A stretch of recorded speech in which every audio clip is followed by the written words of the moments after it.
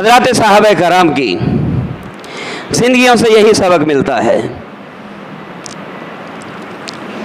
ہم سیکھیں. قرآن پڑھنا نہیں آتا، قرآن پڑھنا سیکھیں. کسی حافظ سے رابطہ کریں، کسی امام سے رابطہ کریں، کسی قاری سے رابطہ کریں. شرمائیے مت کہ میں بوڑھا ہو گیا ہوں، اب کسی جوان کو کہوں کہ مجھے قرآن پڑھنا نہیں آتا، مجھے قرآن پڑھانا سکھائیے، وہ کیا کہے گا؟ اللہ اکبر. میرے بھائیوں، تعلیم کے حصول میں اگر حیا آڑے آ جائے، تعلیم کے حصول میں اگر شرم رکاوٹ بنے تو پھر انسان کی زندگی خالی قرآن سے گزر سکتی ہے. اگر انسان یہ ٹھان لے، یہ عزم کر لے، پختہ ارادہ بنا لے قرآن نہیں آتا، اس مہینے میں پورا قرآن رب کا میں پڑھوں گا، سیکھوں گا، پھر یہ دیکھنا عام آدمی اگر عام دنوں میں ایک حرف پڑھتا ہے اللہ 10 نیکیاں دیتا ہے. جو قرآن پڑھنا جس کے لیے مشکل ہو، اٹک اٹک کے اگر پڑھ کے تکلف کے ساتھ اور مشقت کے ساتھ اگر پڑھتا ہے اللہ اس کو ایک اجر عطا فرماتا ہے، اور اٹک اٹک سے پڑھنے والے کو اور مشقت سے پڑھنے والوں کو اللہ تعالیٰ دوہرا اجر عطا فرما دیتا ہے. ذرا پڑھیے تو صحیح نا، پڑھیے تو صحیح نا.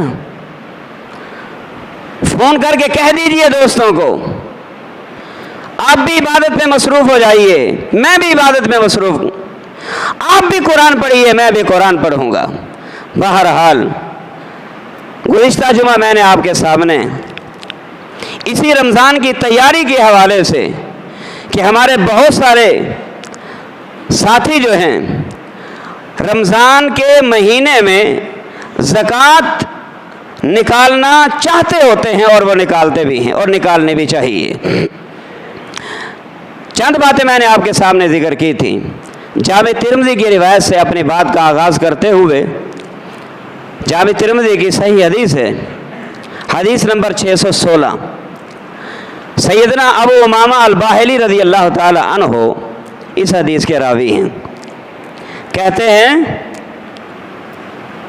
پیارے پیغمبر علیہ الصلوۃ والسلام، حجۃ الوداع کا موقع ہے، بات بڑی دلچسپ ہے. اگر یہی بات بھی ہم پلے باندھ لیں ہماری زندگیوں میں تبدیلی آ سکتی ہے. سچی بات یہ ہے ہماری زندگیاں بدل سکتی ہیں. کوئی آدمی کوئی بات کو گھول کے کسی کے اندر نہیں ڈال سکتا. ہاں زبان سے کہہ کے آپ کے کانوں کی سنوائی تک جو ہے وہ پہنچا سکتا ہے، ہاں جی آپ کو بات سمجھا سکتا ہے، لیکن کسی کو اس بات پہ جو ہے وہ پابند نہیں کر سکتا کہ نہیں آپ نے یہ کام کرنا ہے اور ہر حال میں کرنا ہے. انا ہدینا السبیل اما شاکرا و اما کفورا. ہم نے آپ کو راہ ہدایت بتا دی ہے، یہ رحمانی راستہ ہے، یہ شیطانی راستہ ہے. اس پہ چلے گا جنت ملے گی، ادھر چلے گا جہنم میں جائے گا. انسان کو اختیار دے دیا ہے. سیدنا ابو امامہ رضی اللہ تعالیٰ عنہ کہتے ہیں پیارے پیغمبر علیہ الصلوۃ والسلام حجۃ الوداع کا موقع ہے، آپ نے چند باتیں بیان فرمائیں. ان باتوں میں کی ایک بات یہ بھی ہے، پیارے پیغمبر علیہ الصلوۃ والسلام نے فرمایا اتقوا اللہ ربکم، او لوگو تم اپنے پروردگار سے ڈر جائیے، اللہ سے خوف، اللہ کا ڈر اپنے اندر پیدا کر لیجئے. جس بندے کے اندر اللہ کا ڈر پیدا ہو جائے، اللہ کا خوف پیدا ہو جائے، نیکی سے کبھی دور نہیں رہے گا، گناہ کے کبھی قریب نہیں جائے گا. آج بندہ نیکیوں سے دور اس لیے ہوتا جا رہا ہے، گناہوں کو اپنے دامن کے ساتھ سمیٹتا جا رہا ہے. اس کی مین ریزن یہی ہے کہ ہمارے اندر تقوی کا وہ معیار پیدا نہیں ہوا جو معیار قرآن و سنت چاہتا ہے، یا جو معیار ہمیں حضرات صحابہ کرام کی زندگیوں سے ملا ہے. روزہ آنے والا ہے، اس روزے کے بارے میں بھی اللہ پاک نے یہی فرمایا لعلکم تتقون،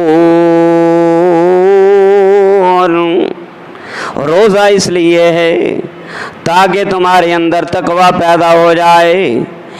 ان للمتقین مفازا حدائق وعنابا وکواعب اترابا وکأسا دہاقا لا يسمعون فيها لغوا ولا كذابا جزاء من ربك عطاء حسابا۔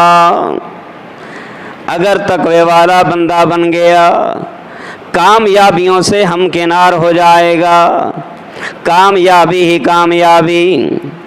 فرمایا وَلِمَنْ خَافَ مَقَامَ رَبِّهِ جَنَّتَانِ، جو اللہ سے ڈر گیا اللہ اس کو قیامت والے دن جنتوں کا مالک بنائے گا، محلوں کا مالک بنائے گا، بنگلوں کا مالک بنائے گا۔ آئیے اپنے اندر یہ معیار پیدا کیجئے، کیا ان تعبد اللہ کأنک تراہ فإن لم تکن تراہ فإنہ یراک۔ او بندے جب تو اپنے حاضری اللہ کے سامنے جب تو حاضر ہوتا ہے، تیری عبادت کا معیار یہ ہونا چاہیے، تیرے تقوی کا سبق یہ ہونا چاہیے، تیرے اندر یہ درس ہونا چاہیے، کیا کہ میں اپنی آنکھوں سے اللہ کو دیکھ رہا ہوں۔ اگر تو یہ کہے میں تو نہیں دیکھ رہا، پھر یہ تو تصور بنا لے کہ میرا رب تو مجھے دیکھ رہا ہے۔ فرمایا اے پیارے پیغمبر علیہ السلام نے فرمایا اتقوا اللہ ربکم، ہر زندگی کے موڑ پہ اپنے اللہ سے ڈر کے زندگی گزارتے رہنا، کبھی جھوٹ نہیں بولنا، کبھی غلط بیانی نہیں کرنی، کبھی حق تلفی نہیں کرنی۔ بہرحال دوسری بات جو پیارے پیغمبر علیہ السلام نے امت کی اصلاح کے لیے جو بات بیان فرمائی وہ یہ فرمایا وَصَلُّوا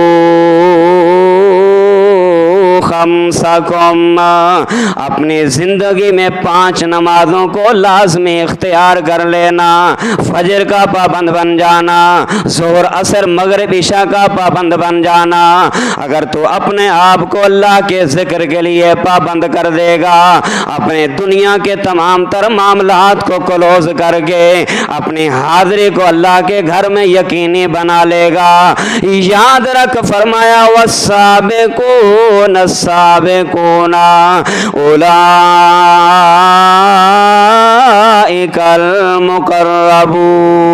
المقربون۔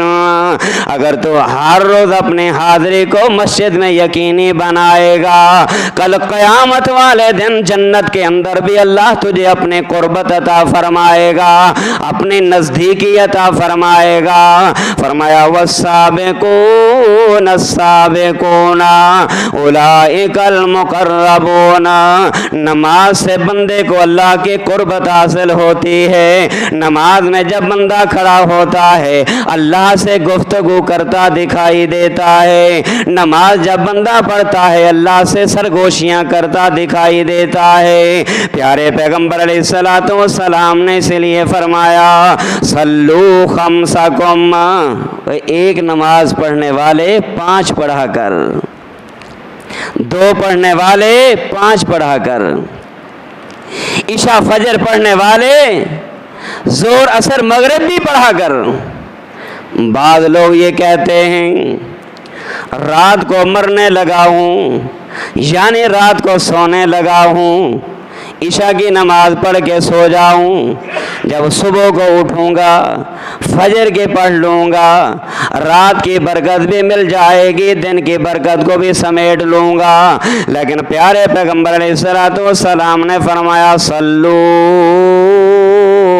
खम्सकुम, 2 नमाजें नहीं 5 नमाजों की पाबंदी अगर करेगा, ईशा भी फ़ायदा देगी, फजर की नमाज भी फ़ायदा देगी। अगर सारी ज़िंदगी तूने ईशा की नमाज की पाबंदी तो कर ली या फजर की नमाज की पाबंदी कर ली, बाकी नमाजों की कोई पाबंदी ना की, तो याद रख इस एक नमाज के पढ़ने का कोई फ़ायदा नहीं। 2 बातें ये इख्तिसार के साथ जिक्र कर रहा हूँ। और फरमाया वसूमू शहरकुम, आने वाला रहमतों वाला महीना, बख्शिश वाला महीना आने लगा है। फरमाया इस महीने के तुमने रोज़े रखने हैं। और तीसरी बात बयान फरमाई वअद्दू ज़कात अम्वालिकुम, जो साहिब निसाब हों, जो साहिब ज़कात हों, जो कारोबारी लोग हों, बिजनेसमैन लोग हों, और कारोबार करते करते अगर उनके कारोबार पे 1 साल गुजर गया और माल निसाब ज़कात तक पहुंच गया है, तो फरमाया तुम अपने मालों की ज़कात भी अदा करोगे। और वातिऊ ज़ा अमरिकुम, अपने हुक्मरान की इताअत करोगे, अपने हाकिमों की फरमा बरदारी करोगे। और उसके बाद प्यारे पैगंबर क्या फरमाते हैं, जब तुम अल्लाह से डरने वाले, तवज्जो, जब तुम अल्लाह से डरने वाले बन जाओगे, नमाजें पढ़ने वाले बन जाओगे, रोज़े रखने वाले बन जाओगे, ज़कातें देने वाले बन जाओगे, और अपने हुक्मरानों की इताअत फरमा बरदारी करने वाले बन जाओगे, ज़बान नबुव्वत से ऐलान हुआ, अजीम ऐलान, फरमाया तदखुलू जन्नत रब्बिकुम, इन 5 कामों के करने की वजह से क़यामत वाले दिन अल्लाह ऐसे करने वालों को जन्नत का दाखिला अता फरमाएगा, जन्नत मिलेगी। इसका मतलब ये है कि जन्नत के दुखूल के लिए नमाज जहाँ ज़रूरी है वहाँ ज़कात भी ज़रूरी है। अल्लाह अकबर। सैयदना अबू अयूब अंसारी रज़ी अल्लाह ताला अन्हु से एक रिवायत आई है, प्यारे अयूब बयान करते हैं रज़ी अल्लाह ताला अन्हु कि हम प्यारे पैगंबर की खिदमत अक़दस में हाजिर थे।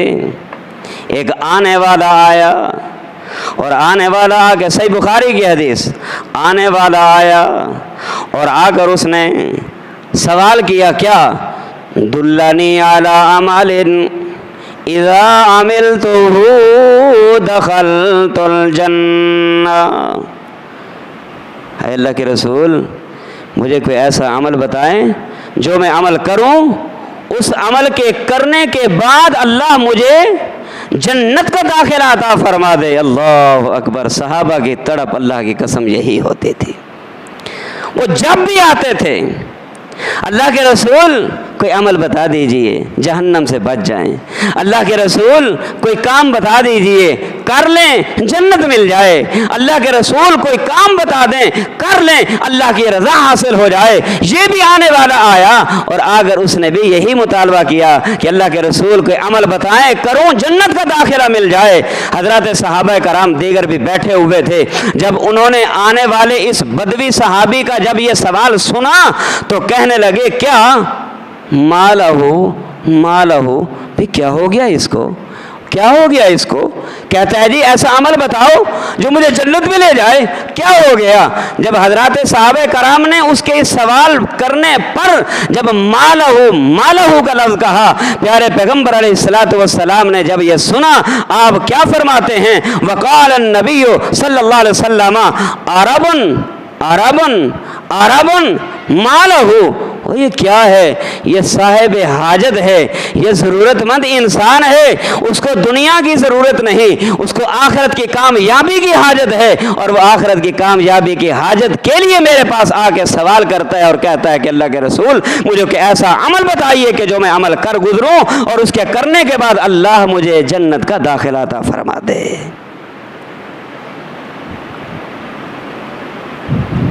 हम भी आते हैं उलमा के पास, आना भी चाहिए, सवाल करना चाहिए, सवाल बराए इफ़हाम व तफ़हीम हो, सवाल बराए बहस ना हो, पूछना चाहिए, पूछना चाहिए, पूछना सुन्नत है, लेकिन पूछना भी अदब के दायरे के अंदर।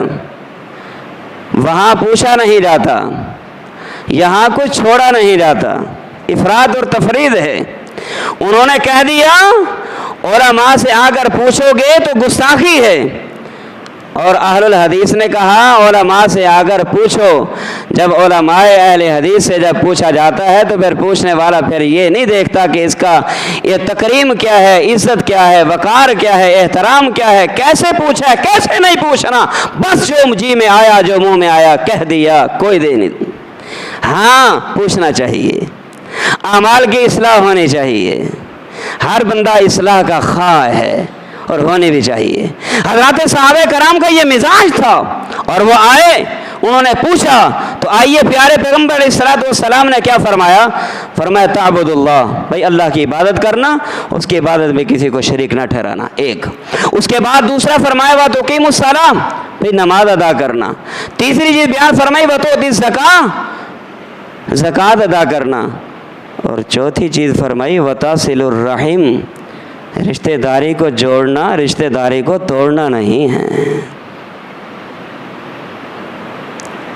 تھوڑی سی بات ہوئی بس ختم، میرا اس سے مرنا جینا ختم، خوشی غمی ختم۔ یاد رکھیے میرے بھائیوں، ماہ مبارک آنے والا ہے، اس ماہ مبارک کا استقبال نافرمانیوں سے نہیں، اس ماہ مبارک کا استقبال اللہ کی اطاعت میں کرنا ہے، پیارے پیغمبر علیہ الصلوۃ والسلام کی تابع داری کے ساتھ کرنا ہے۔ اس ماہ رمضان کا استقبال گناہوں کے ساتھ نہیں، نیکیوں کے ساتھ استقبال کرنا ہے۔ جو مہمان آتا ہے اس مہمان کی آپ جتنا اس کو پروٹوکول دو گے، نتیجہ کیا نکلے گا؟ وہ جب اور جگہ جائے گا وہ آپ کی خیر بھی ذکر کرے گا، آپ کی تعریف بھی کرے گا، تعریفی کلمات بھی کہے گا۔ یہ ماہ رمضان اللہ کا مہمان آ رہا ہے، اس مہمان کی تکریم کیجئے، اس کو اہلاً و سہلاً کہہ دیجئے، موسٹ ویلکم کہہ دیجئے۔ اس ماہ رمضان کا استقبال کس چیز سے کرنا ہے؟ صدقات سے کرنا ہے، خیرات سے کرنا ہے، نیکی سے کرنا ہے، صلہ رحمی سے کرنا ہے۔ اگر کسی سے جھگڑا ہے، دروازہ کھٹکھٹا کے جا کے اٹھا کے اس سے سلام کر کے مصافحہ کر کے اللہ کی رضا کے حصول کے لیے، جنت کے طلب کے لیے، جہنم سے بچنے کے لیے رو رو کے اس کے پاس جا کے کہو بھائی آ گیا ہوں تیرے پاس، قصوروار ہوں تب بھی، نہیں ہوں تب بھی، اپنے آپ کی اپنی غلطی کی تجھ سے معافی مانگنے کے لیے آ گیا ہوں، میرا قصور تو معاف کر دے۔ اگر تو مخلوق سے معافی مانگے گا وہ معاف کرے نہ کرے، تیرے معافی مانگنے پر رب تو راضی ہو جائے گا، رب تو راضی ہو جائے گا۔ فرمایا وَتَصِلُ الرَّحِمَ، برادری میں اختلاف، بھائیوں میں اختلاف، باپ بیٹے میں اختلاف، ساس بہو میں اختلاف، اور داماد اور سسر میں اختلاف، یہ سارے اختلاف اپنی جگہ پہ ماہ رمضان آئیں وسیع دسترخوان بھی بچھائے جائیں، ماہ رمضان آئیں افطار پارٹیاں بھی ہوں، ماہ رمضان آئیں سارے معاملات ہوں، لیکن اگر یہ صلہ رحمی والا معاملہ، ہاں جی یہ اختلاف اپنی جگہ پہ رہا، یہ بول چال، یہ جو سلسلہ ختم ہوا چاہتا ہوتا ہے، اگر یہ قائم رہا، دائم رہا، بحال رہا، ہم نے کہ جس سے لڑائی ہے لڑائی کو ختم نہ کیا، اختلاف ہے ختم نہ کیا، صلہ رحمی کو اگر قائم نہ کیا، اللہ کی قسم روزہ رکھو گے بیکار جائے گا، تلاوت کرو گے بیکار جائے گی، صدقہ کرو گے بیکار جائے گا۔ صحیح بخاری کی حدیث ہے، جذباتی بات نہیں۔ پیارے پیغمبر علیہ الصلوۃ والسلام ارشاد فرماتے ہیں جو بندہ 3 دن سے زیادہ اپنے کسی بھائی سے قطع کلامی کرے گا اور اس سے بول چال نہیں رکھے گا، اس سے بول چال کو اختیار نہیں کرے گا، پیارے پیغمبر علیہ الصلوۃ والسلام فرماتے ہیں جب تک کہ وہ ایک بھائی دوسرے بھائی سے جب تک سلو نہیں کرے گا، نہ اس کی نماز مقبول ہوگی نہ اس کی نیکی قبول ہوگی۔ آئیے رمضان کا استقبال ان نیکیوں کے ساتھ کیجئے، ٹائم ختم ہو گیا ہے۔ رمضان کا استقبال ان بھلائیوں کے ساتھ کیجئے، چھوڑ دیجئے میں کو، چھوڑ دیجئے اپنی میں کو، توڑ دیجئے۔ میں انسان نہیں کرتا، میں شیطان نے کی، اللہ نے اس کو دھتکار دیا، اللہ نے اس کو ہمیشہ کے لیے لعنتی قرار دے دیا۔ شیطان نے میں کو اختیار کیا اور اس نے یہی کہا خلقتنی من نار و خلقتہ من طین، میں آگ سے پیدا شدہ ہوں، یہ مٹی سے پیدا شدہ ہے، آگ اوپر کو جاتی ہے، مٹی پاؤں تلے روندی جاتی ہے، میں ہوں۔ اللہ نے میں کو پسند نہ کیا۔ ایک آنے والا آیا، دروازے پہ دستک دی، جی کون؟ جواب دیا میں۔ پیارے پیغمبر علیہ الصلوۃ والسلام نے بار بار آنا آنا آنا، یہ بار بار آپ نے یہ جملہ دہرایا، یہ لفظ دہرایا، یہ لفظ دہرا کر بتانا یہ چاہتے تھے کہ تم سے پوچھا ہے کون، تمہیں اپنا تعارف کرانا چاہیے تھا، تمہیں یہ نہیں کہنا چاہیے تھا کہ میں۔ یہ میں سے انسان میں فخر پیدا ہوتا ہے، میں سے انسان میں تکبر پیدا ہوتا ہے۔ بہرحال باتیں اور بھی بہت زیادہ تھیں جو آپ کے سامنے کرنی تھی، صرف میں نے آپ کے سامنے 2-3 حدیثیں بیان کی ہیں۔ تو میری اس گفتگو کا خلاصہ یہ ہے، ماہ رمضان آنے والا ہے، معلوم نہیں کہ اتوار کا پہلا روزہ بنے یا پیر کا پہلا روزہ بنے، آج سے ہی ٹھان لیجئے، آج سے ہی اپنے آپ کو مستعد کر لیجئے، اپنے اندر یہ استعداد پیدا کیجئے، اپنے اندر نیکیوں کا جذبہ پیدا کیجئے کہ بے تحاشا اللہ کے راستے میں خرچ بھی کرنا ہے، زکاتیں ادا کرنی ہیں۔ جتنی زکات، اللہ کی قسم جتنی زکات اگر ہر آدمی کی بنتی ہے، وہ اگر اپنے مال کی پوری زکات دینا شروع کر دینا، کوئی آدمی حاجت مند نہیں رہے گا، تمام کی ضروریات پوری ہو سکتی ہیں۔ بعض لوگ کیا کرتے ہیں، وہ اس زکات کے پیسے کو دسترخوان لگا دیا، اب لوگ آ رہے ہیں، دسترخوان لگا ہوا ہے، ان کے روزے افطار کرائے جا رہے ہیں، ان کے روزے افطار کرائے جا رہے ہیں، اور فلاں کام اور فلاں کام، کسی نے سحری کھلا دی، کسی نے افطاری کرا دی، کسی نے کچھ کرا دیا۔ میرے بھائیوں، سحری کرانا الگ نیکی ہے، روزہ افطار کرانا الگ نیکی ہے، زکوٰۃ کا نکالنا یہ الگ فرضیت ہے، الگ واجبیت ہے، آپ اس کو ادا کیجئے۔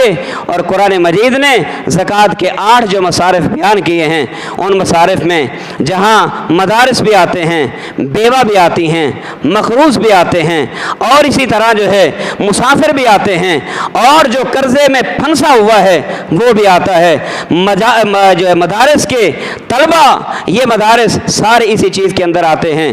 آپ خود کوشش کیجئے اپنے مال کی زکوٰۃ نکال کے اپنے ہاتھوں سے ہی، بجائے اس کے کہ لوگ مانگنے کے لیے آئیں، آپ خود چل کے وہاں دیں بھی، ان کی ضروریات کا بھی خیال کریں۔ ہاں اگر آپ سمجھتے ہیں ہم نے ان کو پیسہ دے دیا، ہو سکتا ہے کہ وہ پیسہ ایسے ہی جو ہے نا وہ اڑا دیں اور ضائع کر دیں، اور آپ سمجھتے ہیں کہ اگر وہ مقروض ہے اور اس نے زکوٰۃ کے پیسے سے اپنا قرض چکانا ہے، تو آپ اس قرض لینے والے کا ایڈریس لے کے ہاں جی اس کی طرف سے آپ زکوٰۃ اگر ادا کروانا چاہیں تو بھی آپ کرا سکتے ہیں۔ میرا موقف ہو سکتا ہے کوئی اس کی تائید کرے یا نہ کرے، بہرحال میرا اس بارے میں موقف یہ ہے کہ اگر زکوٰۃ کسی کی 1 لاکھ بنتی ہے، آپ 1 لاکھ کو ہزار روپیہ ڈیوائیڈ کر کے لوگوں میں تقسیم نہ کریں، بلکہ آپ یہ دیکھیں کہ اگر کسی کو 1 لاکھ کی ضرورت ہے اور وہ 1 لاکھ اس کو ملنے کے بعد اس کی زندگی قرض سے خوشحالی میں بدل سکتی ہے، آپ وہ بجائے اس کے کہ 10,000 اس کو آپ دیں، وہ 1 لاکھ مٹھی میں پکڑائیں اور خاموشی سے دیں تاکہ وہ اپنا قرضہ جو ہے وہ ادا کر سکے۔ ہم کیا کرتے ہیں، تھوڑا اس کو دیا، تھوڑا اس کو دیا، تھوڑا اس کو دیا۔ بہرحال میرا موقف اور میرا نظریہ جو اس بارے میں یہی ہے۔ اللہ سے دعا ہے اللہ تعالی ہم سب کو سمجھنے کی اور عمل کی توفیق عطا فرمائے۔